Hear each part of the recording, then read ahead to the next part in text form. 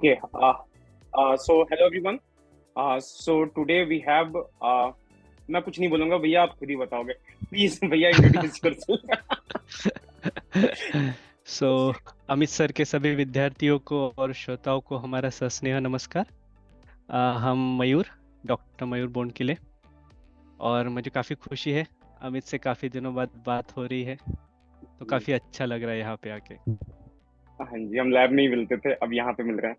शायद आपका हॉस्टल कभी हाँ, नहीं गया ना मैं। नहीं, शायद नहीं, डिपार्टमेंट में मोस्टली ही हम ज़्यादातर बातें होती है। मोस्टली वेंकी सर के लैब में ही मिलते थे, या फिर इधर ही मिलते थे हम तो। राइट। हाँ जी भैया, तो अच्छा, भैया आपके जर्नी से स्टार्ट करते हैं। सब पहले आपने कहाँ से, मतलब ग्रेजुएशन बीटेक आपका कहाँ से हुआ, फिर आपने एमटेक कहाँ से करा, फिर पीएचडी कैसे, क्या क्या हुआ, इसके बारे में थोड़ा सा बताओगे? ओके, तो ऐसे देखा जाए तो मेरी जो स्टोरी है वो किसी भी भारत के सामान्य मध्यम वर्गीय परिवार की जो सी स्टोरी होती है, जो ये वीडियो देख रहे काफ़ी सारे विद्यार्थी और तुम्हारे जो श्रोतागण है वो रिलेट कर पाएंगे। तो ऐसा बहुत खास ऐसा विशेष नहीं है। आप एक इमेजिन करिए, एक मध्यम वर्गीय परिवार है, वो भारत के किसी भी कोने से हो सकता है। वो जी। दिल्ली से हो सकता है, आसाम से हो सकता है, केरल से हो सकता है, और हमारे केस में ये महाराष्ट्र से था। तो एक मध्यम जी। वर्गीय कुटुंब में जैसे एक पिताजी होते हैं जो एक सरकारी नौकरी करते हैं, माताजी होती है, हाउसवाइफ होती है, दो बच्चे होते हैं। तो उस केस में बड़ा बच्चा जो मैं हूँ वो है, मेरी एक छोटी बहन है। तो हमारा ऐसा एक 4 लोगों का कुटुंब था। और टियर 3 सिटी बोल सकते हैं, तालुका लेवल, डिस्ट्रिक्ट भी नहीं, तालुका हम्म। लेवल में पढ़ाई हुई है। और पढ़ाई का देखा जाए तो मैं भी एक ऐसा not too good not too bad, एक सर्वसामान्य अच्छा विद्यार्थी था, और पढ़ाई करने में काफ़ी रुचि थी पहले से ही। तो ऐसा करते करते पढ़ाई की जर्नी शुरू हुई। पापा टीचर है, तो घर में भी एक जो शासन अनुशासन का वातावरण होता था वो रहता था हमेशा। और मेरा स्वभाव भी कुछ ऐसा ज़्यादा मस्तीखोर वगैरह नहीं है, तो मैं पहले से ही काफ़ी एक अनुशासन में बंधा हुआ, और एक जो ऐसा एक आइडियल टाइप होता था हमेशा वैसी ही कोशिश करता करता रहता था। तो ऐसे पढ़ाई शुरू हुई, बीच जो हम मुझे ऐसा लगता है हम जैसे-जैसे हमारी ज़िंदगी में आगे बढ़ते हैं वैसे-वैसे हम अनुभव संपन्न होते हैं, और उसी तरह हमारे सपने भी अनुभव संपन्नता का के साथ-साथ आगे बढ़ते जाते हैं। तो पापा का जैसे मैंने कहा कि गवर्नमेंट जॉब था, टीचर थे वो, तो ट्रांसफ़र्स होती रहती थी, तो मैंने काफ़ी सारे स्कूल्स बदले 10th तक। और तो काफ़ी सारे दोस्त थे, अलग-अलग लोगों से मिलना, स्कूल बदलना, तो हर चीज़ पहले से स्टार्ट होती थी। तो उसकी वजह से मेरा जो एक कॉन्टैक्ट थे वो काफ़ी जल्दी डेवलप हो जाते थे, और बहुत सारे लोगों के साथ मित्रता बनी अलग-अलग जगह से। तो पहले तो हमारा यही था कि इंजीनियरिंग जाना है, पहले से ही क्लियर था, क्योंकि मुझे रुचि उसमें ही ज़्यादा थी, गणित और फिज़िक्स में। और पापा भी मैकेनिकल इंजीनियर हैं, तो उसकी वजह से उनके किताबें मैं बचपन से देखते आ रहा था, तो जो एक मार्गदर्शन था वो घर में ही था। तो मैं उस मामले में मैं खुद को काफ़ी भाग्यशाली समझता हूँ। और ये था कि भाई सरकारी कॉलेज में एडमिशन मिलनी चाहिए। भाई ऐसा कोई मार्क अच्छा। का कोई ऐसा ये नहीं था कि इतने ही लाने हैं, उतने ही लाने हैं। जो एंट्रेंस एग्ज़ाम होती थी 12th के बाद जो देते थे कि सरकारी कॉलेज में एडमिशन मिलनी चाहिए, उसमें भी मैकेनिकल मिल गया तो और भी अच्छा है। तो उसी हम्म। तरह मुझे महाराष्ट्र के जो गवर्नमेंट इंजीनियरिंग कॉलेज है अमरावती का, उसमें मैकेनिकल में एडमिशन ली। 4 साल अच्छे गुजरे वहाँ पे। इंजीनियरिंग में काफ़ी एक्स्ट्रा को करिकुलर एक्टिविटीज़ जो होती है उसमें पार्टिसिपेट लेता था, पढ़ाई में भी अच्छा था। और फिर कैंपस प्लेसमेंट हो गया, तो पुणे में एक मल्टीनेशनल कंपनी है पावर प्लांट में। तो मुझे थर्मोडायनामिक्स, जो थर्मल एस्पेक्ट था मैकेनिकल इंजीनियरिंग का, वो काफ़ी हम्म। इंटरेस्टिंग लगता था, तो उसकी तरफ रुझान ज़्यादा था। तो इसी तरह से मैंने प्लेसमेंट में भी टारगेट किया। और एक पुणे की एक बहुत बड़ी एमएनसी कंपनी है, तो उसमें जॉब मिला। तो 1 साल के ट्रेनिंग पीरियड में मैं पूरा भारत घूमा, क्योंकि मैकेनिकल का साइट ओरिएंटेड रहता था। तो नॉर्थ में था, नॉर्थ ईस्ट में था, साउथ में भी था। तो उसके बाद मुझे काफ़ी एक्सपीरियंस आ गया कि एक्चुअल इंडस्ट्री में कैसे काम होता है। तो उसके बाद मैंने डिसाइड किया कि मुझे हायर एजुकेशन की तरफ जाना है। तो मैंने गेट प्रिपेयर किया, और उसके बेसिस पे मुझे थर्मल में ही कंटिन्यू करना था, तो मैंने थर्मल हम्म। साइंसेस NIT कैलिकट से मास्टर्स किया, एमटेक। और एमटेक के सेकंड 2 साल का होता है, सेकंड ईयर में प्रोजेक्ट होता है। तभी मुझे जो रिसर्च एक ओवरऑल कल्चर होता है उसका एक इंट्रोडक्शन मिला और वो मुझे काफ़ी अच्छा लगा। तो मैंने तभी डिसाइड किया कि मैं आगे हायर एजुकेशन और रिसर्च ही कंटिन्यू करूँगा।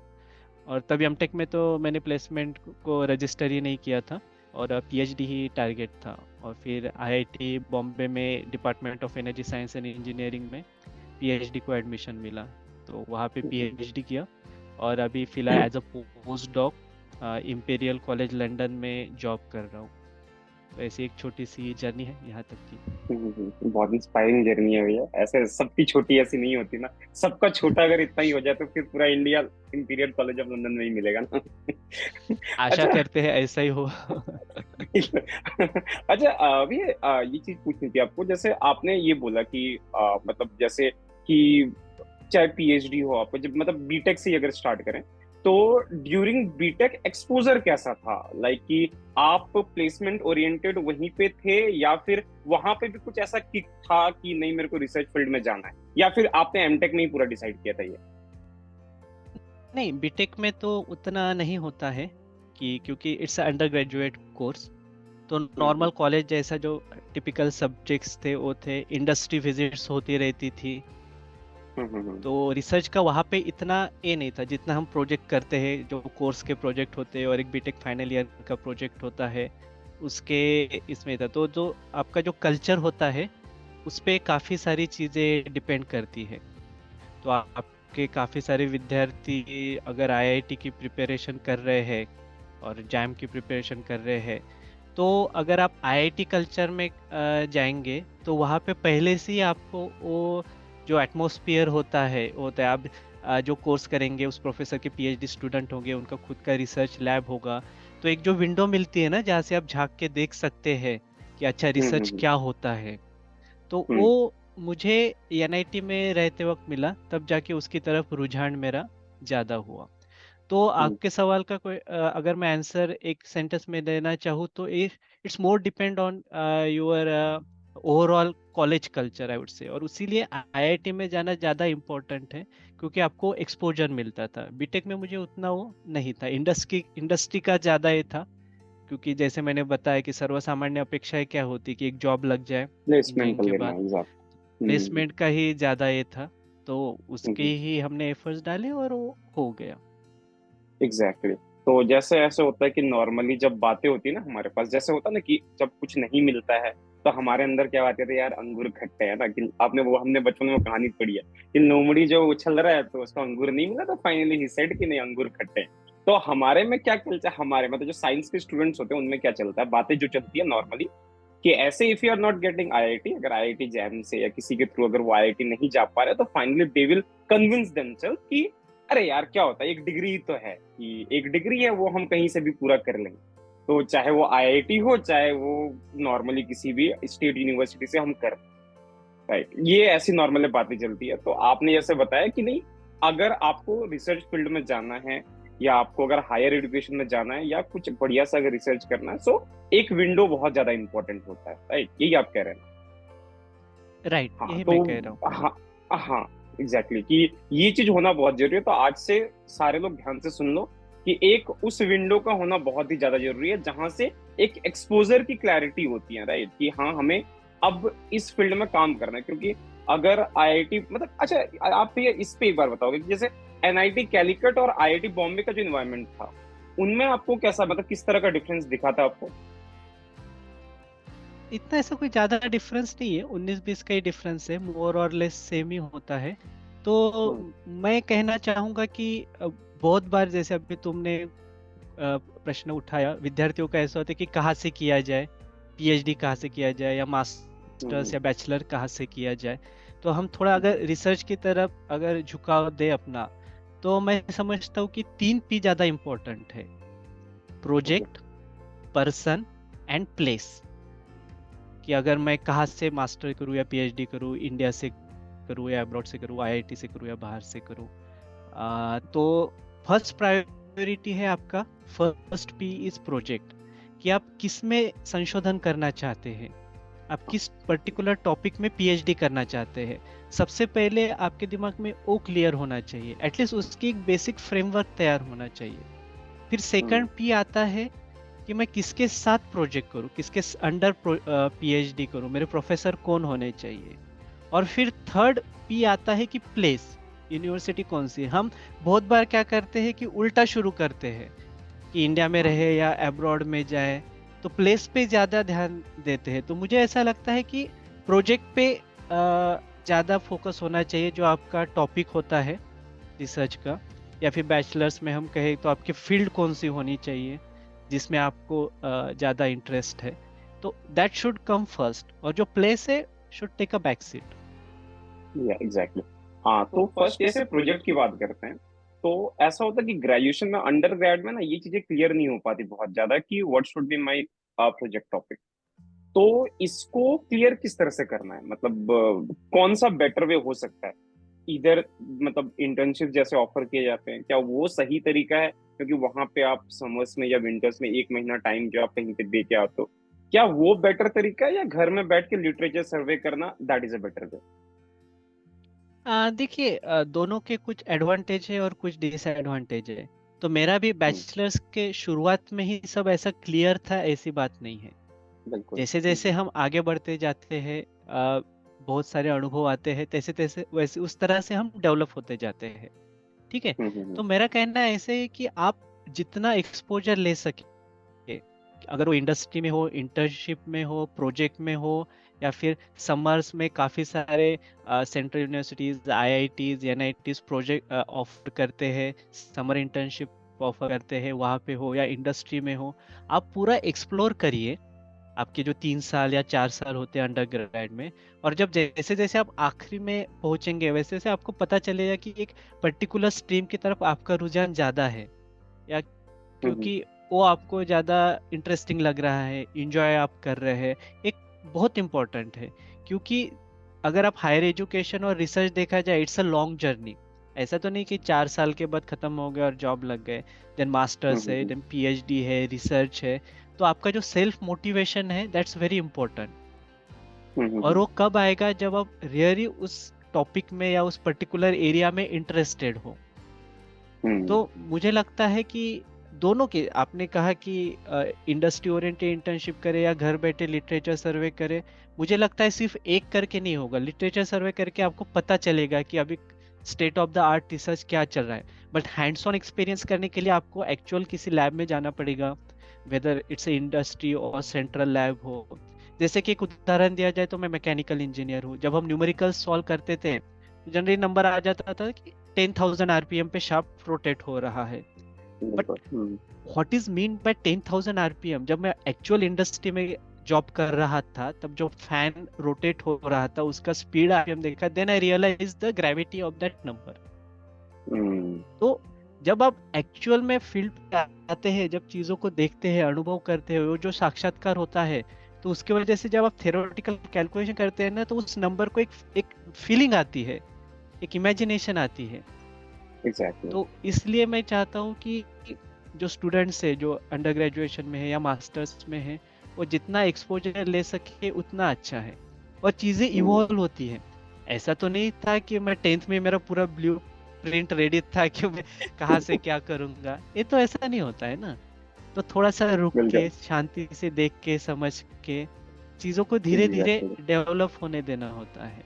एग्जैक्टली जैसे आप तो अब बात मैं कर रहे हैं यहाँ आने वैसे। के बाद सॉरी, हाँ हाँ, बोलिए। नहीं नहीं, बोलिए बोलिए बोलिए, आप बोलिए पहले। मैं यहाँ आने के बाद ये सब बातें कर पा रहा हूँ, पहले तो नहीं कर रहा था ना। तो जो कोई भी विद्यार्थी देख रहे हैं, तो घबराने की कोई जरूरत नहीं है। अगर आपको अभी से इतना चीजें क्लियर नहीं है, तो टेक योर टाइम, धीरे धीरे आपको समझ में आएगा। और नॉट नेसेसरी कि हर एक को रिसर्च में जाना ही है। ये तो जैसे हम्म। आपका इंटरेस्ट है उस तरह से। अब जैसे मैंने बैचलर्स के बाद 1 साल इंडस्ट्री में जॉब किया, फिर मुझे इंडस्ट्री का पता चला कैसे होता है, क्या होता है। फिर मुझे समझ में आया कि नहीं, मैं इसमें भी कंट्रीब्यूट कर सकता हूँ, बट मेरा रुझान रिसर्च की ओर ज्यादा है। तो फिर मैंने उधर डाइवर्ट किया। बट अगर मैं कभी इंडस्ट्री में गया ही नहीं, तो मैं कैसे कमेंट कर पाऊंगा? जनरली ऐसे एक लोग होते हैं कि नहीं, इंडिया में रिसर्च होता ही नहीं है। तो ये तो एग्जैक्टली, इसी कंक्लूजन है पॉइंट। ना। आपका एक्सपोजर कितना है, आपने कितने रिसर्च लैब देखे हैं।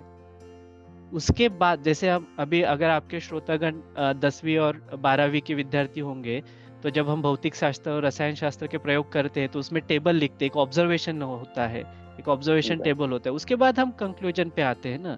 आप सीधा कंक्लूजन पे जंप करोगे, आपका तो कुछ ऑब्जर्वेशन टेबल पूरा खाली ही पड़ा है, तो फिर वो कैसे सही से होगा, ठीक है नहीं। तो धीरे धीरे चीजें होती है, समय के साथ आप में वो समझ भी आती है। हाँ, मैं मानता हूँ अगर पहले से प्रॉपर गाइडेंस हो तो चीजें आसान होती है, पर जिनके पास ऐसा नहीं है उनके लिए तो अमित सर है ना। अरे अच्छा, एक चीज पूछनी थी, जैसे होता है ना कि हाँ मतलब बहुतों के अंदर क्या होता है कि एक ना मतलब काइंड ऑफ कि खुद में ये होता है, इंफीरियरिटी होती है कि काइंड ऑफ जैसे होता है ना कि हम बचपन से यूट्यूब पे वीडियोस देखते हैं जहाँ पे टॉपर्स के इंटरव्यूज आ रहे होते हैं, तो वहां पे टॉपर के इंटरव्यू काइंड ऑफ ऐसे कि हम 12-12 घंटे पढ़ते थे क्लास 10th के बाद से ही। कोई ऐसा वहां पे बोलता हुआ दिखेगा कि मेरा तो क्लास 8 में क्लियर हो गया था कि मेरे को मैसेच्यूसेट्स जाके पीएचडी करनी है या फलां टॉपिक पे ये करना है।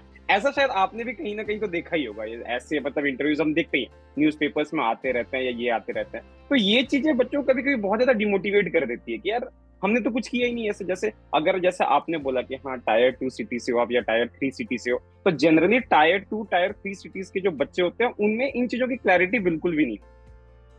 तो इससे तो आप भी एग्री करते होगे ना कि मतलब ये क्लैरिटी तो हमारे अंदर होती नहीं है कि इवन अगर यहाँ का बच्चा अगर आईआईटी भी क्रैक कर ले तो भी ये सोचता है कि पता नहीं मेरे को किस फील्ड में काम करना ओके। है ना। तो ये क्लैरिटी कितनी इंपॉर्टेंट है, मतलब शुरू से क्लैरिटी हो जानी चाहिए, या फिर अगर बच्चा वो इंफीरियरिटी कॉम्प्लेक्स अगर फील कर रहा है तो उस चीज से बाहर कैसे निकले। ओके, तो इसमें बहुत सारे लेयर्स है आपके क्वेश्चंस में। तो पहले तो जिनके ऊपर माता सरस्वती का आशीर्वाद होता है वो सच में भाग्यशाली होते हैं। तो ऐसे कुछ लोग हैं तो जो इतने कम समय में या इतने कम आयु में इतना सब अचीव कर लेते हैं, तो उन्होंने सच में भगवान को हाथ जोड़ने चाहिए कि माता सरस्वती का उन पे विशेष आशीर्वाद है। अब सब पे ऐसा होगा ये तो जरूरी नहीं है कि नहीं। तो जब मैं मैकेनिकल इंजीनियरिंग में था तो थर्मोडायनेमिक्स में सेकंड लॉ ऑफ थर्मोडायनेमिक्स होता है, एक होता है first law of thermodynamics efficiency का, कि आपका output by input, that's your efficiency, ठीक है। बट एक सेकंड लॉ क्या कहता है, जो सेकंड लॉ ऑफ इफिशियंसी वो ज्यादा इंपॉर्टेंट है, कि आपका आउटपुट जो है वो आपके इनपुट पे है, बट जो सबका जो इनपुट है वो सेम नहीं हो सकता, राइट। तो इसको अगर आसान भाषा में मैं समझाना चाहूँ कि मेरी कैपेसिटी है 4 घंटे पढ़ाई करने की, ठीक है, और अगर मैं 4 घंटे पढ़ाई कर रहा हूँ तो मेरी इफिशियंसी तो 100% हो गई ना। अगर मेरा कोई दोस्त है उसकी कैपेसिटी 8 घंटे की हो सकती है, ठीक है, बट अगर वो 4 घंटे ही पढ़ाई कर रहा है तो सेकंड लॉ के हिसाब से तो उसकी इफिशियंसी 50% ही हो गई है। तो हम जो अंग्रेजी में कहते हैं ना, डू यूर बेस्ट, तो आपका जो बेस्ट क्या है उतना तो आपको देना ही पड़ेगा, और वो क्या है और उसका आपका जो कंफर्ट जोन है वो पुश कैसे करना चाहिए, इसके ऊपर हमने ज्यादा फोकस करना चाहिए। तो पहली बात कि हम सबके साथ सेम कंपैरिजन नहीं कर सकते, अगर अनइवन कंपैरिजन होगी तो it's not a proper justice, ठीक है। तो पहली बात तो आप दिमाग से ये निकाल दीजिए कि इतने घंटे हमें ये करना चाहिए, पढ़ाई करनी चाहिए, कितने घंटे, जनरली क्वेश्चन होता है कि कितने घंटे पढ़ना चाहिए, ठीक है। अगेन अगर इंजीनियरिंग थर्मोडायनेमिक्स का उदाहरण दे तो energy has quality as well as quantity. तो आप क्वांटिटी की जगह थर्मोडायनेमिक्स क्वालिटी पे ज्यादा इंपॉर्टेंट है। अगर मेरे पास एक कप है कॉफी का, उसका टेम्परेचर अगर 80 डिग्री सेल्सियस है, और मेरे पास एक बड़े सी बकेट है उसका टेम्परेचर 30 डिग्री सेल्सियस है, तो एक coffee at 80 degree Celsius is much more important. Energy में क्वालिटी ज्यादा इम्पोर्टेंट होती है। तो आप हमेशा पढ़ाई में क्वालिटी की तरफ ज्यादा ध्यान दें, ना कि नंबर ऑफ आवर्स क्वांटिटी की तरफ, जो मेरा वैयक्तिक अनुभव है। और दूसरी बात, जैसे मैंने कहा कि हर एक की अपनी एक कैपेसिटी होती है, वो 100% अचीव करने की पहले कोशिश करें। अगर वो अचीव हो रही है तो आपका जो एक कंफर्ट जोन होता है उसको पुश कैसे किया जाए उसके ऊपर ध्यान देना चाहिए। अब आते हैं आपका तीसरे क्वेश्चन की तरफ, कि एक तरह का न्यूनगंड होता है, मराठी में जैसे कहते हैं इन्फीरियरिटी कॉम्प्लेक्स, हम छोटे शहर हैं, अंग्रेजी अच्छी नहीं होती है कि नहीं। जी बिल्कुल। तो जब मैं अभी अभी रिसेंट का एग्जांपल, रिसेंटली अब मैंने पोस्ट डॉक के लिए अप्लाई किया, लास्ट साल मैं लंदन में आया। तो जब मैं अप्लाई कर रहा था पीएचडी, जब मैं थीसिस लिखना शुरू कर दिया था, और मैं post doc, it's kind of a job जो पीएचडी की जी। बात करते हैं, उसके लिए अप्लाई कर रहा था अलग अलग यूनिवर्सिटीज में अलग अलग प्रोजेक्ट के लिए। तो उस प्रक्रिया में मुझे दो चीज़ें काफ़ी ध्यान में आ गई। फर्स्ट, कि हमें सेल्फ रिजेक्शन नहीं करना चाहिए खुद को, क्योंकि मैं अप्लाई करने से पहले सोचता यार ये तो एमआईटी है, स्टैनफोर्ड है, ये कहाँ हमारा एप्लीकेशन कंसिडर करेंगे, ठीक है नहीं, तो हम हम्म। सेल्फ रिजेक्ट कर देते हैं। तो वो जी। नहीं करना चाहिए। और सेकंड, हमें अंडर एस्टिमेट काफी करते हैं खुद को।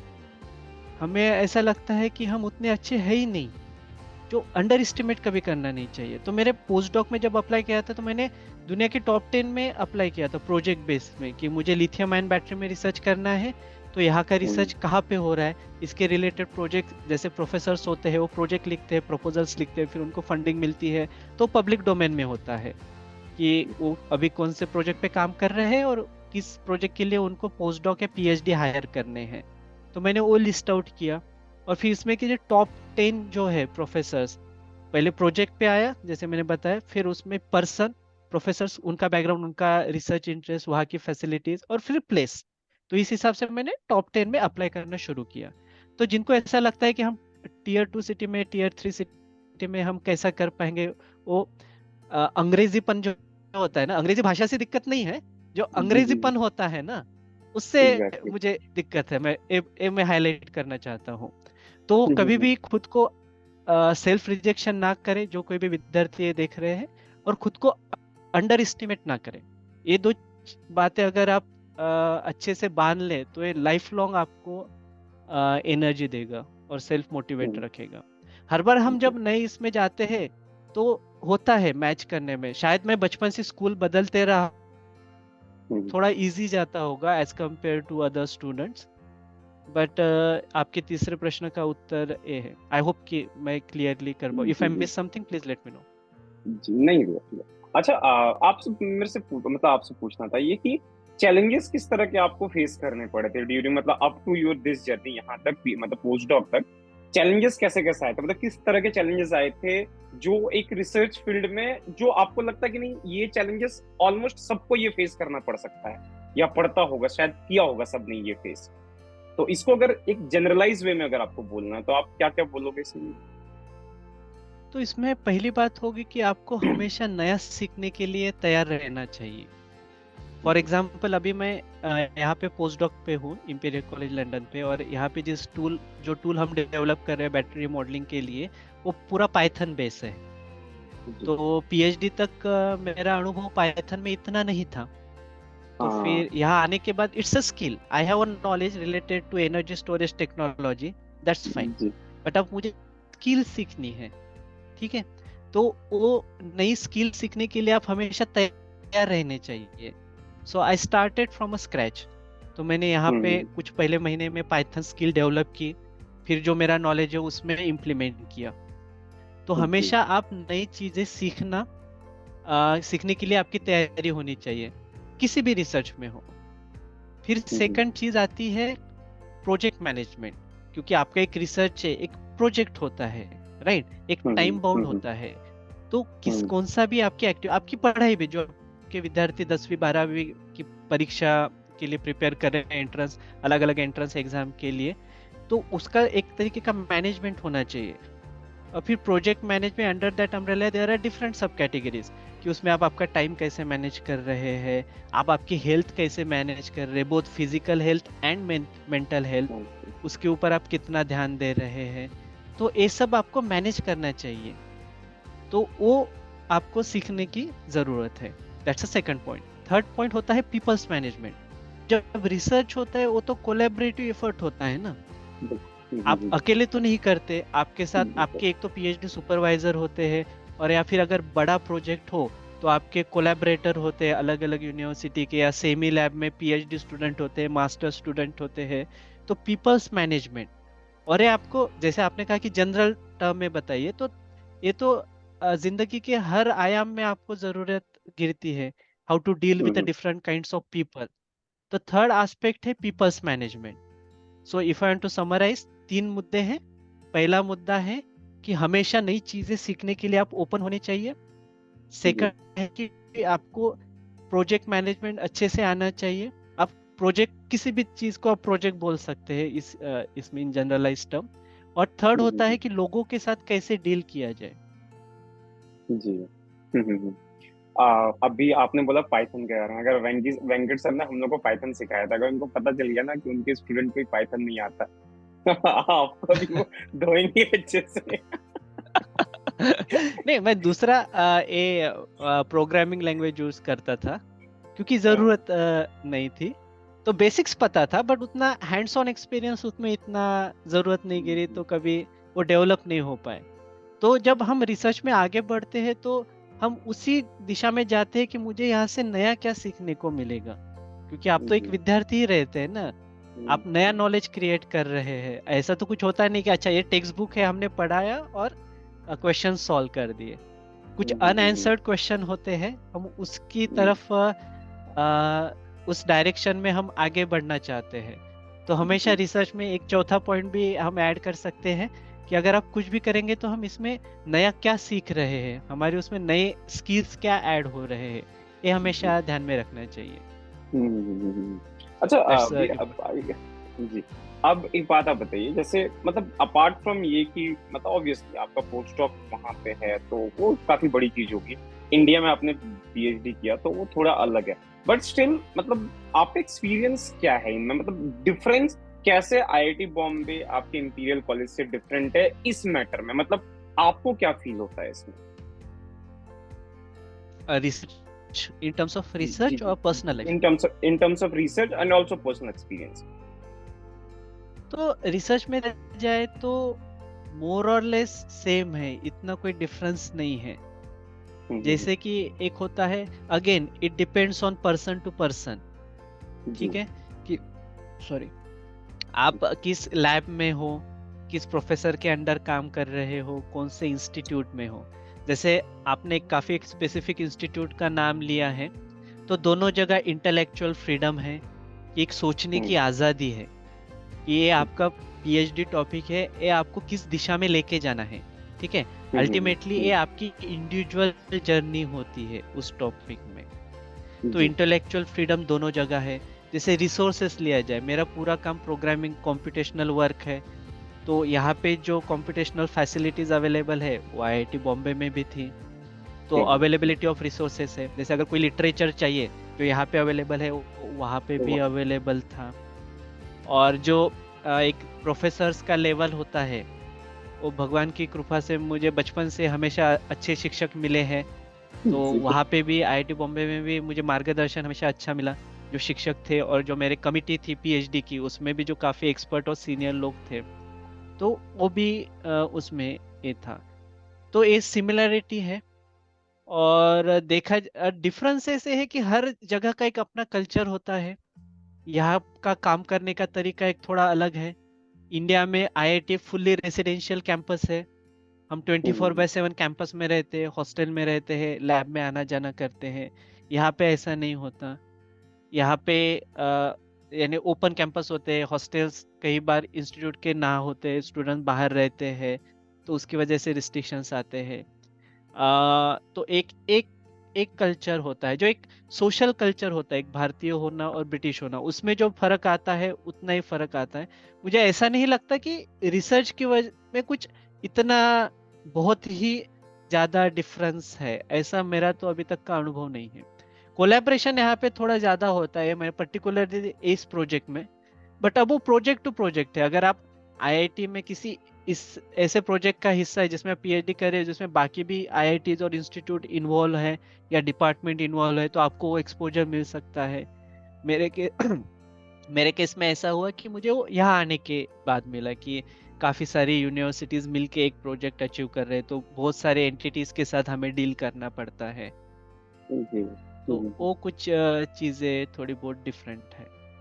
हाँ, क्योंकि ऐसा होता है कि जैसे लोग यहाँ पे तो जनरली हम फॉलो करते, वी फॉलो यूट्यूब वीडियोस, या फिर हम अपने मतलब वर्ड ऑफ माउथ से हमारे पास तो यही इन्फॉर्मेशन आती है कि यार इंडिया में रिसर्च बहुत बेकार है, इंडिया में कुछ नहीं होता, इंडिया में ये नहीं होता, वो नहीं होता। ये बहुत मतलब आईआईटी बॉम्बे जाने के बाद मुझे ये चीज फील हुआ था कि नहीं, ये जो बातें हैं बहुत बेकार बातें हैं, और ऐसा कि बेसलेस बातें हैं ये सारी, है ना। कि कुछ चीजों को ऐसा होता है एग्जैचुरेट करके दिखा दिया जाता है कि यार यहाँ कुछ नहीं हो रहा है, यहाँ साइंटिस्ट लोग भूखे मर रहे हैं, या ये ऐसा ऐसा हो रहा है। तो ये सब बहुत बेकार बातें, फालतू बातें हैं। नहीं, अच्छा ऐसा नहीं हाँ है। जैसे अगर मैं कह हाँ। दूं कि एक स्टेटमेंट दे दूं कि नहीं, इंडिया में न्यूक्लियर रिसर्च का कुछ भविष्य ही नहीं है, बट मैं हम्म, कभी भाभा एटॉमिक रिसर्च सेंटर गया ही नहीं हूँ, गया ही मुझे नहीं, पता ही नहीं एग्जैक्टली। है, तो मैं एक कमेंट कैसे कर, जैसे मैंने कहा ना, हमारे जो आपके 10वीं 12वीं के विद्यार्थी होंगे, प्रयोग करते होंगे, एक ऑब्जर्वेशन टेबल होता है, नीचे हम कंक्लूजन लिखते हैं ऑब्जर्वेशन की जी। बेसिस पे। आपका कुछ हम्म ऑब्जर्वेशन ही नहीं है, आप सीधा कंक्लूजन करें, वो तो मेरे जो सीमित समझदारी है उस हिसाब से तो गलत है। ये जी। बात तो सही नहीं है। हाँ, हम्म बीइंग अ डेवलपिंग कंट्री जितना एक्सपेंडिचर करना चाहिए हम उतना कर नहीं पाते, दैट्स ट्रू। कि हम्म, यहाँ पे डेवलप कंट्रीज होती है, यहाँ की पॉपुलेशन कम है, तो पर कैपिटा एक्सपेंडिचर ज्यादा होता है। ज्यादा होता है। That's true. वो रिस्ट्रिक्शंस जो होते हैं वो तो हम सभी एग्री करते हैं, और हम उस दिशा में आगे बढ़ ही रहे हैं कि इसको और बेहतर जी। कैसे किया जाए। But hmm we can not totally reject it, कि ऐसा खारिज जी। ही कर दिया जाए, मेरे हिसाब से ये तो थोड़ा गलत होगा और जाति भी होगी। तो जो जी। सारे विद्यार्थी है, ऐसा कौन सा ही प्री माइंड से ना आए कि यहाँ पे कुछ होता ही नहीं, ऐसी बात नहीं है। बहुत अच्छी हम्म चीजें हैं, आप जाइए देखिए। जैसे आपने पहले क्वेश्चन में पूछा था कि इंटर्नशिप वगैरह, तो आप इंटर्नशिप करिए, आप अलग अलग लेबोरेटरीज में जाइए, इंडस्ट्री में जाइए, फिर आपको समझ में आएगा कि कौन कितने पानी में है और हम खुद कितने पानी में हैं। जी। बिल्कुल बिल्कुल। अच्छा भैया, एक करेक्शन कर दीजिए, आप जो बोल रहे हैं ना उसको, जो स्टूडेंट्स को आप बोल रहे हैं ना 10वीं 12वीं के, वो 10वीं 12वीं के नहीं है, वो सारे ग्रेजुएशन और मास्टर्स के हैं। बाद में फिर ऑफेंड हो जाएंगे वो। ओ सॉरी सॉरी सॉरी सॉरी। हाँ, जो अभी, हाँ, जेम की जो प्रिपेयर कर रहे हैं, बैचलर्स और मास्टर्स के, तो हाँ वो वो है। मेरे दिमाग में ऑफेंड हो आईआईटी जाएंगे, वाला होता है। वो बच्चे ऑफेंड हो जाएंगे, फिर बोलेंगे भैया हमें कम में ले रहे हैं, फिर हमें समझ में अरे नहीं नहीं नहीं, सॉरी सॉरी। तो जो भी बैचलर्स और मास्टर्स के हैं, फिर तो वो हाँ तो काफी अच्छे से रिलेट कर पाएंगे। जी। तो आप एग्जैक्टली। कैसे कॉन्फ्रेंस में जाते हैं, अगर आप मास्टर स्टूडेंट्स हैं तो आप कोशिश करिए कि अच्छी जगह आईआईटीज वगैरह में अगर आप हो तो उस लेवल की, या जो इंटरनेशनल कॉन्फ्रेंस है वहाँ जाके लोगों को सुनने की, देखने की क्या चल रहा है, उस इसमें हम कहाँ पे है। हमेशा दूसरों पे दोष देना ये तो सबसे आसान बात है ना, सबसे कि आसान कॉलेज बात ही है। खराब है, प्रोफेसर ही अच्छे नहीं, यहाँ पे लैब ही अच्छा नहीं। ऐसा अगर हम करते गए तो चीजें आगे बढ़ेंगी ही नहीं। तो बिल्कुल। The easiest way is to blame someone else, तो फिर हमारी तो हम तो फिर फ्री हो जाते हैं। ऐसा ना करें, तो खुद के अंदर भी झांक के देखिएगा कि हमारी कितनी कैपेबिलिटीज है, हम उसका कितना उपयोग कर पा रहे हैं। और अब तो रिसोर्सेज की कोई दिक्कत ही नहीं है ना। जब मैं हम्म, ये था बैचलर्स वगैरह में, तब तो इंटरनेट पे इमेज ऐसे ऐसे ऐसे करके डाउनलोड होती थी। हम, मुझे बिल्कुल याद है जब मैं बिल्कुल। रिजल्ट देखता था, ऐसे स्टेप बाय स्टेप इमेज। हम्म, अब तो सबके पास मोबाइल है, स्मार्टफोन है, इंफॉर्मेशन, फ्लो ऑफ इंफॉर्मेशन का तो कोई दिक्कत नहीं है ना। जी। तो उस दिशा में भी अगर वो सोचे तो काफी अच्छा रहेगा। So that's a AI based webcam. So if I अच्छा। move little bit, it will try to हाँ। capture me. Okay, so it will follow you. Yes, it will follow me. अच्छा, चलिए अब नेक्स्ट इस पे आते हैं। अगला क्वेश्चन है मेरा, कि जैसे आपने बोला कि स्टे कनेक्टेड, राइट, कि we have internet, we have 4G data, we have 5G data, जो भी है वट एवर इज देयर। तो स्टे कनेक्टेड, कि दुनिया में जो चल रहा है, कॉन्फ्रेंसेस जो हो रहे हैं, हमें उनसे कनेक्ट रहना बहुत जरूरी है फॉर अ बेटर एक्सपोजर, कि क्या क्या चीजें हो रही है, राइट, कि हमारे सराउंडिंग में क्या चीजें हो रही है। बट स्टिल ऐसा होता है कि कहीं ना कहीं हम मिस कर जाते हैं, क्योंकि इन्फॉर्मेशन तो बहुत है ना। कि जैसे किसी के इंटर्नशिप्स आए या कहीं पे अगर कुछ कॉन्फ्रेंस हो रहा, तो हमें जनरली पता नहीं चलता। तो कैसे, मतलब किस तरह से इन चीजों को, मतलब कनेक्टेड ही रहना है हमें, मिस नहीं करना, कोई इन्फॉर्मेशन जैसे होता है जनरली मिस ना हो। तो इसके लिए क्या ज्यादा जरूरी है, कि अपने कॉलेज का वो ग्रुप ज्यादा जरूरी है जिन बच्चों के बीच में हम रहते हैं, या हमारा सोशल मीडिया नेटवर्क जो वो स्ट्रांग होना चाहिए? आपको क्या फील होता है, या कुछ तो और है मुझे इसमें? लग हाँ, तो मुझे लगता है कि सोशल मीडिया का हम इस्तेमाल अच्छे से कर सकते हैं इस मामले में। जैसे मैं बैचलर्स में था तब फेसबुक पे ज़्यादा टाइम स्पेंड करता था, अब लिंक्डइन पे ज़्यादा टाइम स्पेंड लिंक्डइन करता पे हूँ। जी। तो लिंक्डइन एक काफ़ी पावरफुल टूल है, और सारे जो प्रोफेसर्स है बड़े-बड़े या फिर यूनिवर्सिटीज़ है, रिसर्च लैब है, उनके खुद के लिंक्डइन एंड ट्विटर हैंडल है। तो मैं पर्सनली लिंक्डइन का काफ़ी बड़ा फ़ैन हूँ, और जो हमारे यहाँ का ग्रुप है ईसीएस, इंपीरियल कॉलेज लंदन का, इलेक्ट्रोकेमिकल साइंस एंड इंजीनियरिंग, उसका लिंक्डइन पेज मैं खुद हैंडल करता हूँ। तो कुछ भी ओ, रिलेटेड न्यूज़ हो तो हम उस पे पोस्ट करते हैं। तो जी सभी जो आपके बैचलर्स और मास्टर्स के स्टूडेंट्स होंगे, I hope this time I am जी करेक्ट, तो वो अपना LinkedIn profile, professional LinkedIn profile अच्छे से बना लें, और जी जो आपके रिसर्च एरिया रिलेटेड प्लेसेस होंगे, पीपल्स होंगे, प्रोजेक्ट्स होंगे, उनको फॉलो हम्म, करना शुरू कर दीजिए। जी और उसमें कोई झिझक नहीं है। पहले तो आप अच्छे से प्रोफेशनल वाला एक प्रोफाइल बनाइए लिंक्डइन पे जो फ्री होता है, and keep in mind hmm, it's not a Facebook और इंस्टाग्राम। तो हम्म, वो प्रोफेशनलिज्म आप वहाँ पे मेंटेन करिए, आपके बारे में डिस्क्राइब कीजिए। और इसके यूट्यूब पे काफ़ी ट्यूटोरियल्स मिल जाएंगे कि लिंक्डइन पे अच्छे से प्रोफाइल कैसे बनाया जाए। And then start following people and projects, कि जैसे अभी एक यहाँ पे एक फंडिंग मिला तो ये प्रोजेक्ट 5 साल के लिए होता है, तो उसका एक हम्म, वेबसाइट भी होता है, और फिर उसका एक लिंक्डइन पेज होता है, सोशल मीडिया पे ट्विटर पे भी होता है, उनको फॉलो करना शुरू कर दीजिए। उसी तरह जी इंपीरियल कॉलेज लंदन का या फिर आईआईटी बॉम्बे का लिंक्डइन पेज है, उसको फॉलो कीजिए। तो उसके रिलेटेड जो इन्फॉर्मेशंस है तो वो पोस्ट करते रहते हैं, because that's the easiest and quickest way. Hmm, फिर जैसे बाद जी में कहा कि कॉन्फ्रेंसेस वगैरह है, तो कॉन्फ्रेंस में भी प्रोफेसर लोग बताते हैं at the end of presentation कि मेरे पास ये प्रोजेक्ट्स है, इतनी वैकेंसीज हैं, बट हम सारी कॉन्फ्रेंस अटेंड नहीं कर पाते थे। तो जी सोशल एग्जैक्टली मीडिया मुझे लगता है अगर उसका अच्छे से इस्तेमाल किया जाए तो काफ़ी हेल्पफुल है। देन हम्म, सेकंड थिंग कि काफ़ी सारे पोर्टल है, जैसे पोस्ट डॉक के लिए मैंने स्कॉलरशिप डीबी, एक पोर्टल है scholarshipdb.net, हम्म, उसका काफ़ी इस्तेमाल किया था। तो उसमें आप अगर कीवर्ड डालेंगे post doc lithium ion battery modelling and simulation, तो उसके रिलेटेड जो कुछ भी नेट पे अवेलेबल होंगे सर्च, तो सर्च करके आपको एक जगह पे दे देते हैं। So this is just one example. तो ऐसे काफ़ी सारे डेटाबेसेस होंगे स्कॉलरशिप के लिए एंड पीएचडीज के लिए, पोस्ट डॉक्स के लिए, तो आप वो भी देख सकते हैं। तो आप जितना फाइट कर सकते हैं, जितना खुद होके अप्रोच करेंगे, उतना ही अच्छा होगा आपके लिए।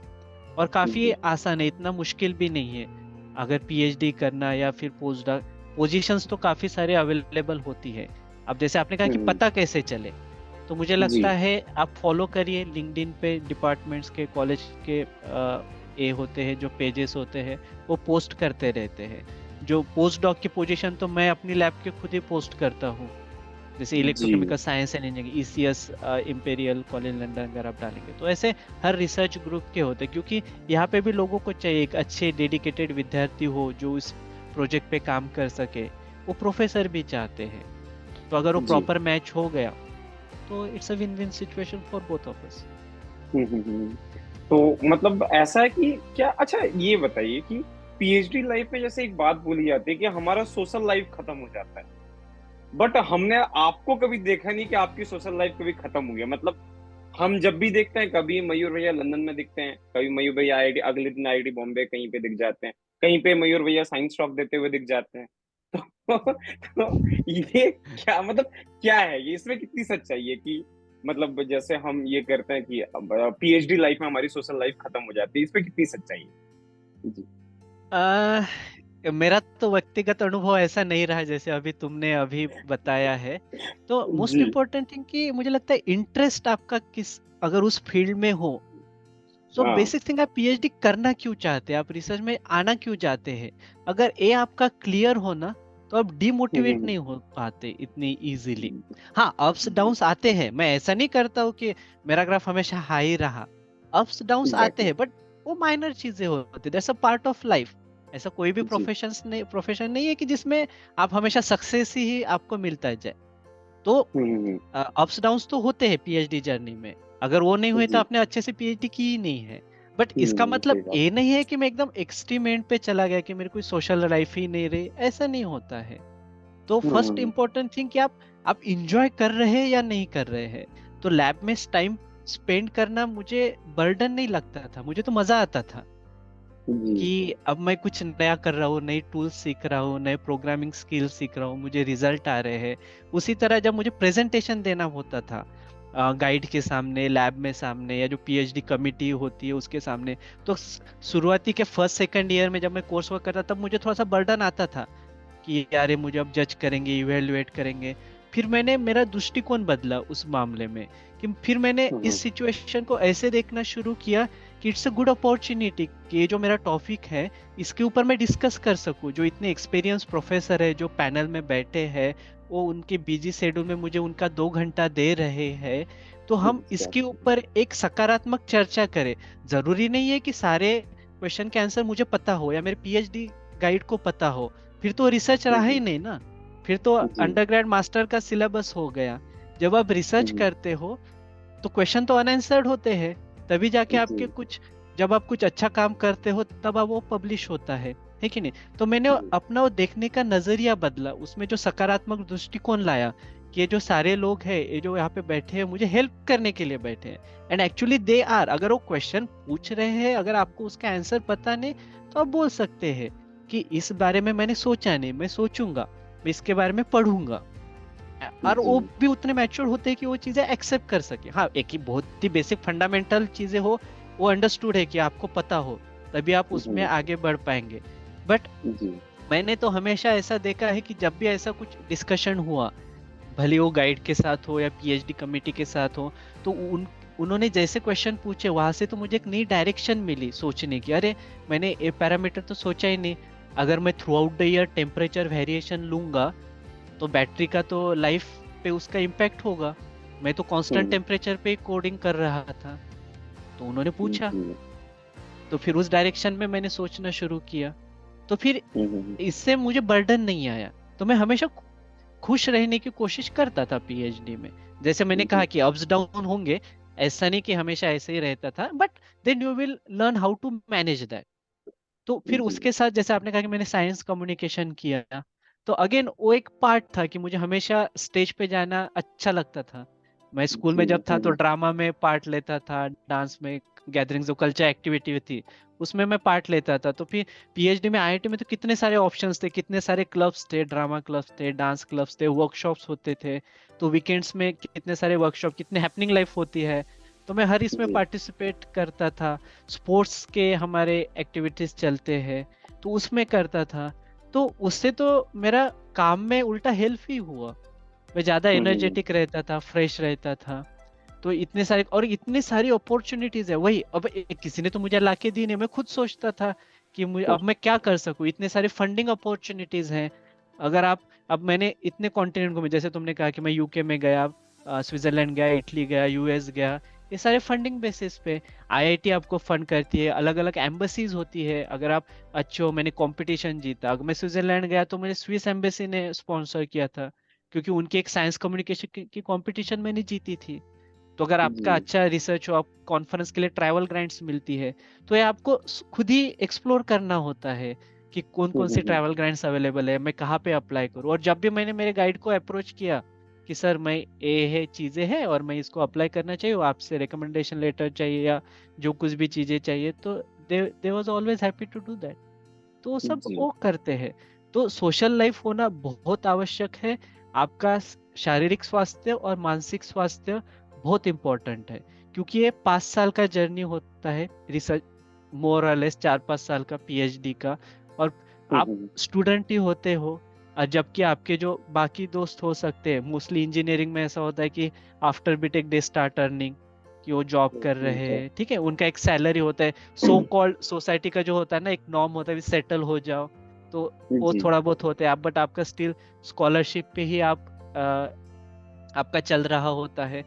तो इस दौरान आपका शारीरिक स्वास्थ्य और मानसिक स्वास्थ्य स्टेबल रहे, ये बहुत इंपॉर्टेंट है, और उसके लिए हम्म। सोशल लाइफ होना बहुत आवश्यक है। फिर कोई भी हॉबी हो सकती है, जैसे मैंने कहा मेरा थिएटर में ज्यादा इंटरेस्ट था, तो मैंने साइंस कम्युनिकेशन, तो उसमें तो दोनों हो गया, मेरा सोशल एक्टिविटी हो गया और रिसर्च रिलेटेड भी हो गया, और मुझे एक अलग पहचान भी मिली उसकी वजह से। तो जी सोशल लाइफ होना बहुत इंपॉर्टेंट है, क्योंकि at the end of the day आप एक व्यक्ति हो ना, आप मशीन तो नहीं जी। हो। तो खुद सामाजिक प्राणी आपको, कह सकते सामाजिक प्राणी है, सोशल एनिमल है, तो खुद आपको खुद को उस तरह से ट्रीट करना होगा। तो वो हैं। बहुत जी इम्पोर्टेंट है, क्योंकि पीएचडी के 5 साल में आपने जैसा लाइफस्टाइल बनाया, आप आगे भी वैसा उसको कंटिन्यू कर सकते हैं। आप स्पोर्ट्स में जी। भी टाइम दे सकते हैं, रिसर्च में भी टाइम दे सकते हैं, अपने पर्सनल इंटरेस्ट को भी टाइम दे सकते हैं, और ये सारी फैसिलिटी अवेलेबल है, आपको उसको हम्म। यूज करना है। अब आप जी उसको नेविगेट कैसे, आपको एक हाइबुसा बाइक दे दी, बट आपको उसको चलाना नहीं आता, तो ये तो आपको सीखना पड़ेगा ना, कि उसका गियर सिस्टम जी कैसे काम करता है, उसका क्लच कैसे काम कर सकता है, एक्सेलेटर कब बढ़ाना है, कब करना है, तभी आप बाइक राइड का मजा ले पाओगे। जी। तो और ये हर कोई कर सकता है, बस आपको थोड़ा सा उसको ट्यूनिंग करना होता है। जैसे म्यूजिकल इंस्ट्रूमेंट, तबला प्ले करने से वो एक बार टेस्ट करते हैं ना, कि कहाँ पे टाइट जी करना है, कहाँ पे उसको थोड़ा सा ढील देनी है। एक बार आप खुद के लाइफ के साथ भी वैसा अगर कर गए, तो ये लाइफ लॉन्ग आपको एक एक ग्रेविटी देता है, एक ठहराव देता है जिंदगी में, वो काफी इम्पोर्टेंट। तो हमेशा भागना ही जरूरी नहीं है, थोड़ा रुकिए, एग्जैक्टली। सांस लीजिए, देखिए, चीजें अपने आप फॉल इन प्लेस, जैसे बोलते हैं ना, things will fall in place, वैसा होते रहेगा, बट एफर्ट्स जरूरी है। मतलब this is a kind of motivation की पीएचडी को आप। अच्छा भैया, आप ये बताइए, आपने पहला वर्ल्ड टूर का इंडिया से बाहर आप पहली बार कब गए? सेकंड ईयर में अपने? 2017 में। सेकंड ईयर आपका था ना वो? हाँ, सेकेंड ईयर एंडिंग में, पीएचडी सेकेंड ईयर एंड में ब्रिटिश काउंसिल ने स्पॉन्सर किया था। एक उनकी हम्म। कंपटीशन थी, जिसमें आपको 3 मिनट में आपका रिसर्च समझाना था। तो जी। इसको फेम लैब कंपटीशन थी, तो मैं फेम लैब का अलग अलग, कंपटीशन था। हाँ, तो हाँ, तीन वो मिनट के यूट्यूब लिए पे आप। वीडियो वो सारे लोग देख चुके हैं, सबको ही पता होगा वो वीडियो, इस वीडियो अच्छा। के मेरे सारे स्टूडेंट देख चुके हैं उसको। ओके, तो जी थैंक्स जिन्होंने देखा, जिनको अच्छा लगा। आप अभी भी वो यूट्यूब पे मयूर मोन के लिए डालेंगे, तो मेरा यूट्यूब चैनल है, तो अगर मैं जो भी छोटा मोटा करता हूँ तो उस पे डालता हूँ। तो वो फुल्ली स्पॉन्सर्ड था, ब्रिटिश काउंसिल, वो मैंने कंपटीशन जीती, तो इंडिया को रिप्रेजेंट करने के लिए मैं यहाँ यूके आया था। दैट्स इन जी। Second year of PhD, fully hmm. Sponsored था, जेब से कुछ पैसे नहीं लगे। जी। और सारी अच्छा। जो मेरी जो ट्रिप्स थी वो फंडेड थी, गवर्नमेंट ऑफ इंडिया बहुत फंड करता है। जैसे डीएसटी के कुछ 1-1.5 लाख रुपए मिलता है आपको फॉरेन टूर जाने के लिए, आईआईटी खुद 1.5 लाख देता, तब देता था, अब तो शायद प्राइस ज्यादा दे ज्यादा रहे रहता है। होंगे, क्योंकि हम्म। कॉस्ट ऑफ लिविंग बढ़ गया है। तो funding is not a problem, अगर आप में वो करने की कुछ चाहत हो, जज्बा हो, तो बाकी रिसोर्सेस अपने आप आ जाते हैं। बट दैट्स अ सेकेंडरी ना, मैं वही बोल रहा था कि प्रोजेक्ट, हम्म। पर्सन, प्लेस, तो आप जी। क्या काम कर रहे हैं, कितने लगन से कर रहे हैं, वो मुझे लगता है ज्यादा इम्पोर्टेंट है। अच्छा, ये जैसे आपका पोस्ट डॉक, जैसे आप बोल रहे, तो post doc is not a job proper, right? मतलब ये तो आपका again that is a degree, जैसे कि जिसको आप ओन कर रहे हो आफ्टर पीएचडी। तो मतलब जैसे पीएचडी के बाद जॉब्स के क्या क्या अपॉर्चुनिटीज होते हैं, अगर हम इंडिया की बात करें, अपार्ट फ्रॉम पोस्ट डॉक? चलो पोस्ट डॉक तो वो है आपका, अपार्ट फ्रॉम दैट क्या क्या अपॉर्चुनिटीज होते हैं? मतलब आपको भी इन सब का आइडिया होगा थोड़ा सा, तो आपके मुंह से अगर आप बोलोगे तो आप थोड़ा ज्यादा वो इम्पैक्ट डालेगा। तो आपको क्या क्या फील होता है यहाँ पे? जी sure, so post doc is not a degree, यहाँ पे मुझे कोई जी। डिग्री नहीं मिल रही, ये मेरा जॉब है। मैं यहाँ पे हम्म। वर्किंग वीजा पे आया हूँ, स्टूडेंट वीजा जी। पे नहीं आया हूँ। तो ओके। ये 1 साल का, 2 साल का प्रोजेक्ट होता है। तो मैं थोड़ा सा समझा देता हूँ, जो स्टूडेंट्स होंगे आपके मास्टर्स लेवल के, उनके लिए। तो क्या होता है यहाँ पे कि प्रोफेसर्स होते हैं, वो प्रोजेक्ट प्रपोजल्स लिखते हैं फंडिंग एजेंसी के लिए। अगर इंडिया में हो तो DST, department of science and technology, DRDO, ISRO, इनको प्रपोजल्स देते हैं, फिर उनको फंडिंग मिलती है, पैसा मिलता है। तो हर देश जी। की अलग अलग फंडिंग एजेंसीज होती है, यूके की अलग है, यूरोपियन यूनियन की अलग है, यूएसए की अलग है। तो एक बार एक प्रोफेसर को प्रपोजल ग्रांट हो गया, उनको फंडिंग मिलती है 3 साल के लिए, 4 साल के। अच्छा, आपने जो बोला है आप इस पे संशोधन करिए, और उसके लिए जो जो पैसा लगता है, आपको पीएचडी स्टूडेंट लेने हैं, हम नहीं। पोस्ट डॉक लेने हैं, लैब सेटअप करनी है, तो उसके लिए मिलता है। तो ये 2 या 3 साल के लिए होता है। तो मैं यहाँ पे, मेरा जो प्रोजेक्ट है वो अगले साल नवंबर तक के लिए है। तो लगभग 3 साल का ये है, 1 साल कंप्लीट हो गया, अभी मेरा सेकंड ईयर चल रहा है। तो ये कोई डिग्री नहीं है, ये जॉब है, प्रॉपर मुझे सैलरी मिलती है, टैक्स कट होता है, मैं वर्किंग वीजा पे हूँ, तो वो हम्म, पोस्ट डॉक है। अगर आप बाहर हो तो इंडिया में भी आप कर सकते हैं, कि जैसे मैं 4 महीने आईआईटी में ही पोस्ट डॉक लग गया था। ठीक है। ओके। तो अब सेकंड चीज है कि पोस्ट डॉक करना क्यों है। मैं आऊंगा कि ऑप्शंस क्या है, अगर हम अब जी जी पोस्ट जी। डॉक की बात कर रहे हैं तो हम उस पर ही थोड़ा सा एक है। तो आपको करना क्यों है, तो अगर पीएचडी के बाद आप एक तो इंडस्ट्री में जा सकते हैं जॉब के लिए, आरएनडी में। तो आप इंडिया में भी आरएनडी में जॉब कर सकते हैं या अब्रॉड में भी जा सकते हैं, इट्स अप टू यू। फिर सेकंड ऑप्शन होता है कि एक पोस्ट डॉक आप कर सकते हो, और एक थर्ड होता है आप खुद का एक स्टार्टअप भी शुरू कर सकते हो।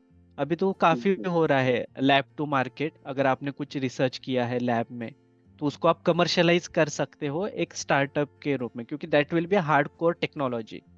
ठीक है। तो ऐसे 3 ऑप्शन हो सकते हैं, कि तुमने पूछा ना क्या हो सकता है।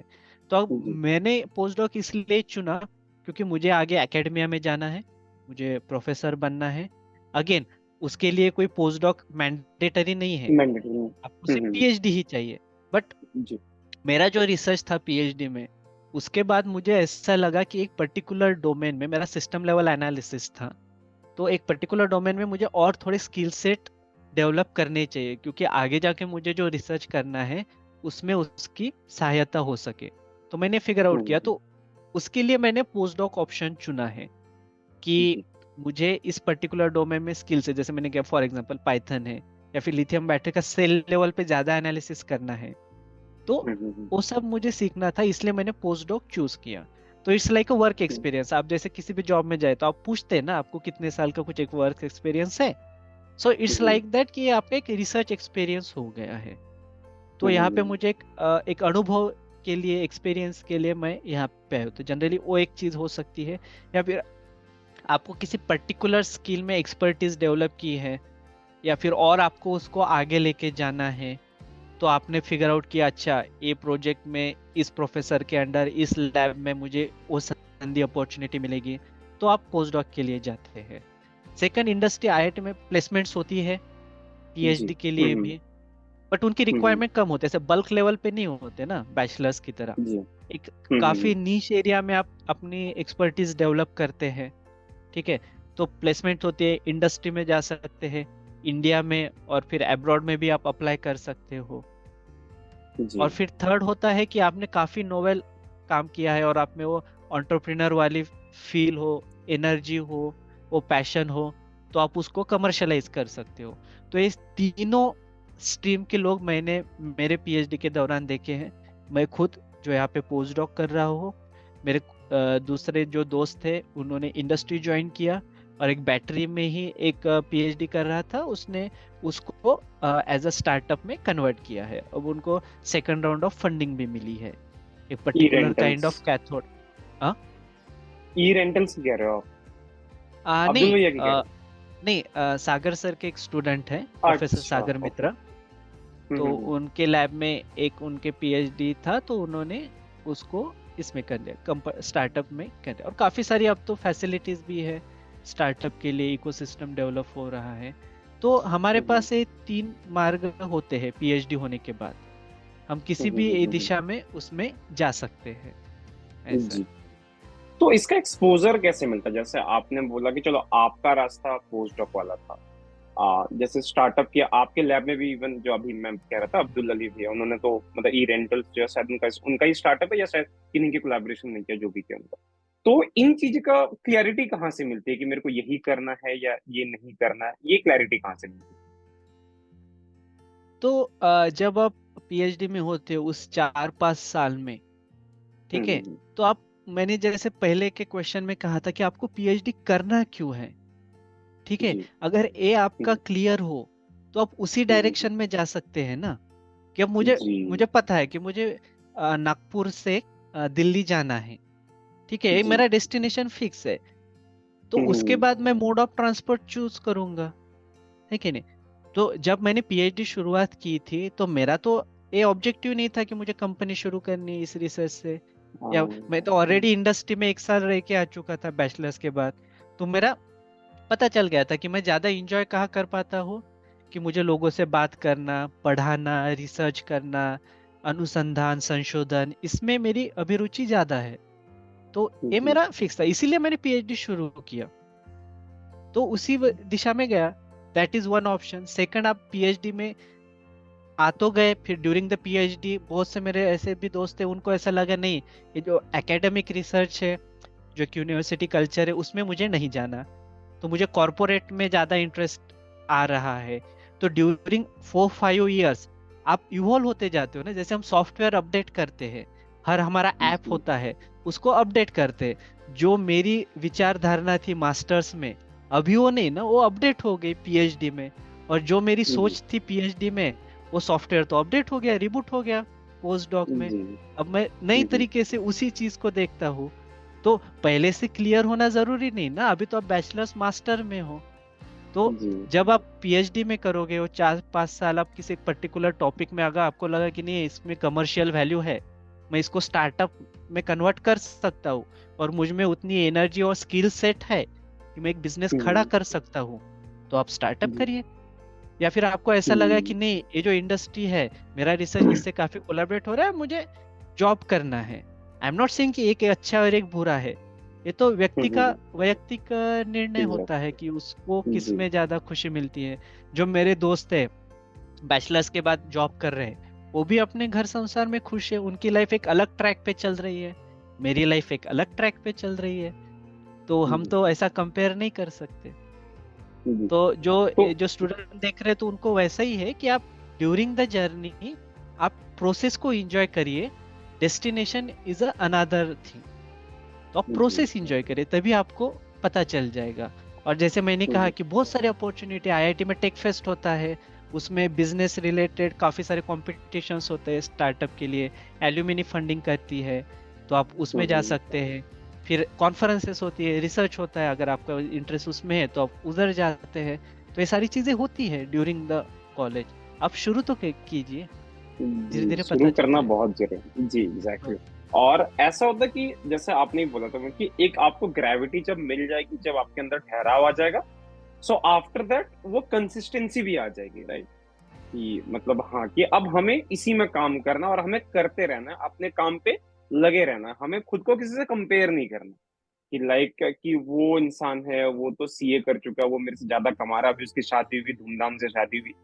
ऐसा होता है कि ह्यूमन माइंड है, इन चीजों को ऑब्जर्व करता ही करता है ना, शायद कभी ऐसा होता भी है। सही है, ये सब तो ठीक है राइट, ये। जी। तो ये ये बात है। होता है अच्छा, तो। अब बोलिए बोलिए। Sorry, continue. नहीं नहीं, आप बोलिए ना। हाँ, तो ये सब चीजें होती है, जैसे हमने पहले ही कहा हमारे डिस्कशन में कि हाँ, we are a social animal. तो आजू बाजू के जो लोग हैं, उनका हमारे ऊपर प्रभाव होता ही है। बट हमें वही हम्म। सोचना है कि मेरी खुशी, मेरा मानसिक स्वास्थ्य, इसकी चाबी या इसका रिमोट कंट्रोल मैं किसी और के हाथ में क्यों दूं। रिमोट जी। तो टीवी के लिए अच्छा लगता है, एसी के लिए अच्छा लगता है, मैं कैसे हम्म। बिहेव करूंगा, मेरी खुशी का रिमोट कंट्रोल में किसी और के हाथ में क्यों दूं। तो ये जो एक हम्म। ठहराव है, एक जो जिंदगी की तरफ देखने का नजरिया है, ये उसी प्रोसेस में आता है ना।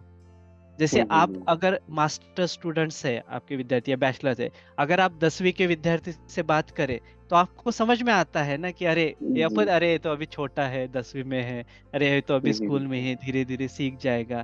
क्योंकि आप में वो जिंदगी की तरफ देखने का दृष्टिकोण थोड़ा अलग लेवल पे डेवलप हुआ है। उसी तरह जब आप जी। पीएचडी में आते हैं, तो आपका सॉफ्टवेयर अपडेट होता जाता है। मुझे हमेशा लगता हम्म। था कि प्रोफेसर लोग इतने से शांत क्यों होते हैं, ऐसे एकदम जैसे एक एक टोन पे जाते हैं, तो कैसे एक इलेक्ट्रॉन्स होता है ना, वंस एक जी। अपने वो स्टेबल ऑर्बिट में आने के बाद वो एक्साइटेड नहीं रहता। जब हम बैचलर्स में हम्म। रहते हैं, मास्टर्स में, काफी हमारा एक्साइटमेंट एनर्जी काफी हाई लेता है। बट उन्होंने जी। जिंदगी में उतना सब देख लिया होता है, वो सॉफ्टवेयर उनका अपडेट हो चुका होता है कि वो एक स्टेबल ऑर्बिट में आ चुके होते हैं। जी। अब जो भी निर्णय लेते हैं, तो उसमें उसकी छाप गिरती है, ऐसा होता है। तो टेक योर टाइम। जी। किसी का जल्दी होता हाँ, है, किसी का देर से होता है, देर ऐसे। से होता है। एक ऐसी इंसिडेंट मेरे को याद आ रहा है, मैं डीयू में था, दिल्ली यूनिवर्सिटी में था। तो उस टाइम पे बातें चल रही थी, एक स्ट्रिंग थ्योरी पे एक ये था, प्रेजेंटेशन था, वो डॉक्टर प्रोफेसर अशोक सेन का था। मतलब फंडामेंटल फिजिक्स अवार्डी, मतलब काफी बड़ा नाम है उनका वर्ल्ड में। तो ऐसा था कि उन्होंने अपनी पूरी जिंदगी लगा दी थी स्ट्रिंग थ्योरी में, आप ये कह सकते हैं कि स्ट्रिंग थ्योरिस्ट हैं वो। अभी भी है, इज स्टिल एक्टिव, मतलब उनका आईसीटीएस वगैरह इन सब में उनका रेगुलर विजिट है। तो सडनली कोई नूब होगा, मतलब ग्रेजुएशन का अंडर ग्रेड का या मास्टर्स का कोई बच्चा होगा, सडनली ही आस्क्ड कि सर स्ट्रिंग थ्योरी तो फेल हो रही है। तो इसमें आपका क्या कहना है? मतलब मुझे लगता है कि शायद अगर मैं वहां पे होता उस टाइम पे, तो मतलब जिस लेवल पे मैं था, 2015-16 की बात है शायद, तो अगर मैं वहां पर, तो शायद मैं उसको उठ के एक रैप्टा मार देता बहुत जोर से कि भाई मैंने पूरी जिंदगी निकाली है इसमें, और तू अगर ऐसा मजाक उड़ाएगा ये तो अच्छी बात नहीं है ना। तो फिर ही जस्ट स्माइल्ड कि मतलब ऐसे हंस दिया उन्होंने, और फिर वो शांत हो गए।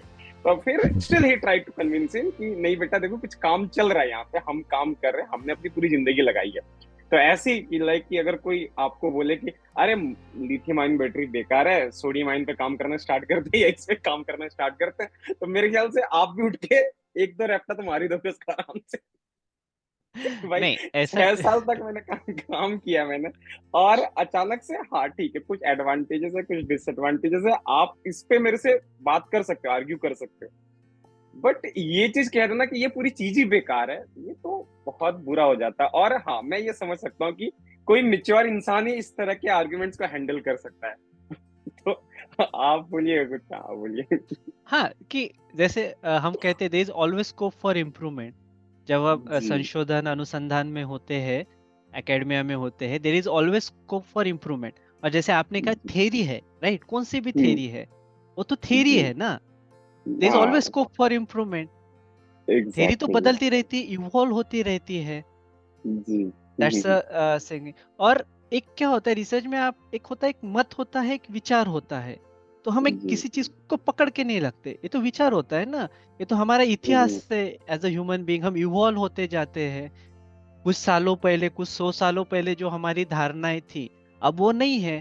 पहले तो हम सोचते थे कि पृथ्वी मध्य है, सूरज उसके आगे पीछे घूमता है। फिर अब वो जी। इवॉल्व है, हमने कहा नहीं, सूरज तो सेंटर होता है, बाकी ग्रह उसके आजू बाजू घूमते हैं। तो ये थियरीज है, ये इवॉल्व होती है। तो अगर कोई मुझे भी क्रिटिसाइज करे मेरे रिसर्च के ऊपर, I am open to that.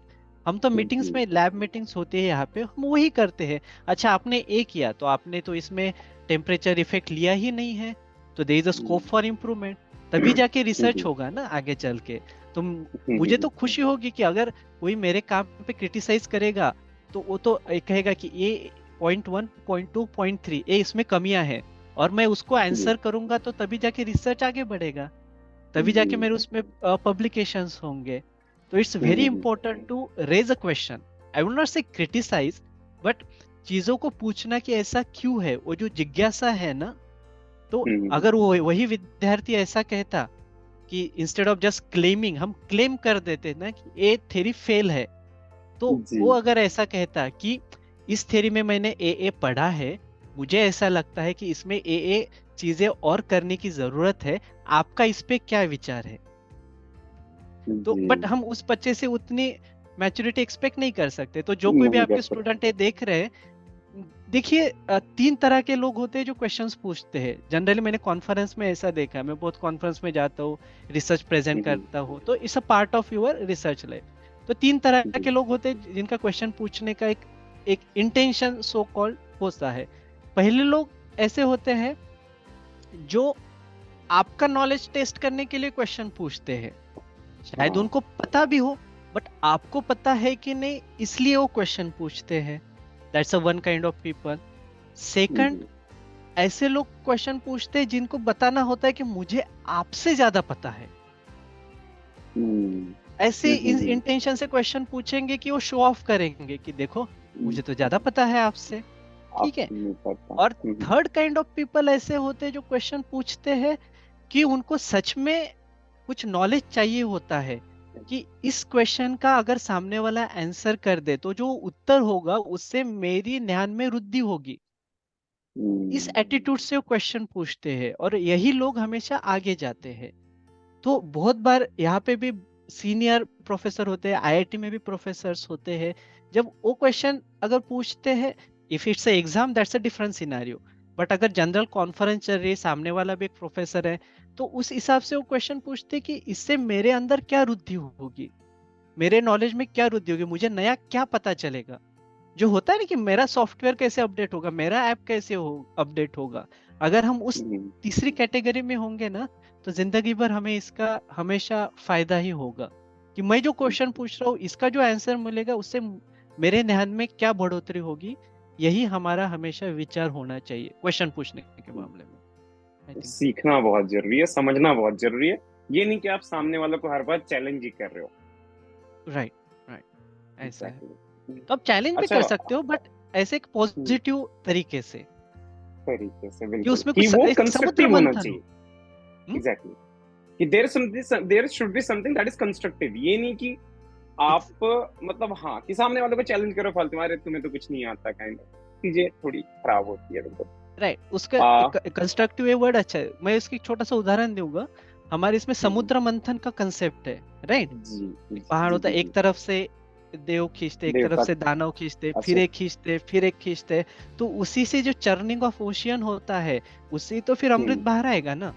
तो रिसर्च में जी पीएचडी गाइड आपको थोड़ा सा खींचते कि ऐसा किया तो कैसा होता। फिर आप कुछ आंसर लेके आते हो, बोलते हो नहीं मैंने ऐसा किया, इसका ये आर्ग्यूमेंट है, फिर और कुछ क्वेश्चन आपको पुश करते हैं। तो ये जो चर्निंग ऑफ ओशियन होता है, तभी उससे कुछ नया नवनिर्मित होती है। तो ये तो आपका पीएचडी थीसिस का एक आत्मा होता है। तो जब भी आप हम्म, कौन सी ही डिस्कशन करिए, किसी से बात संवाद करिए, तो समुद्र मंथन होना चाहिए, नवनिर्माण उसमें से ही होता है। जी जी। ठीक है भैया, बहुत लंबा इसको नहीं लेके जा सकते, नहीं तो फिर आपसे बात करने का मन करे, मैं तो बात करता रहूंगा। बट हाँ, इसको अभी रोकना पड़ेगा क्योंकि फिर श्योर, बहुत ही श्योर। लंबा हो जाएगा, फिर इतना कोई ये नहीं करता। राइट, बट हाँ, राइट। आप मतलब मैं ये करना चाहूंगा कि आपसे लोग कैसे कांटेक्ट करें, मतलब इन केस ऐसा नहीं कि हाँ कि मतलब परेशान करने के लिए नहीं, मतलब कुछ अगर सीखने का पॉइंट ऑफ व्यू हो तो आपसे कांटेक्ट कैसे किया जा सकता है?